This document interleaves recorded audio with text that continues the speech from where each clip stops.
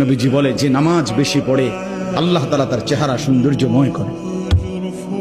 যার নামাজ যত বাড়বে তার চেহারার নুরানিয়াত সৌন্দর্য তত বাড়বে।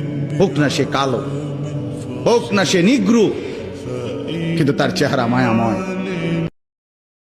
এই যে আল্লাহ স্পষ্ট বলেছে, বান্দা আসলে তুমি আল্লাহকে ঠকাচ্ছ না, তুমি রাসূলকেও ঠকাচ্ছ না, তুমি ঈমানদারদেরকেও ঠকাচ্ছ না। ওমা ইয়াখদাউনা ইল্লা আনফুসাহুম।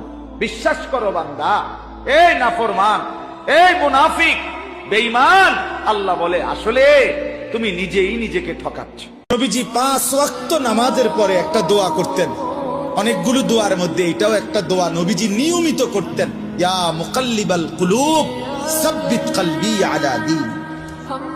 হে অন্তর সমূহের উলটপালটকারী, আপনি আমার দিলটা আপনার দ্বীনের উপরে মজবুত রাখেন।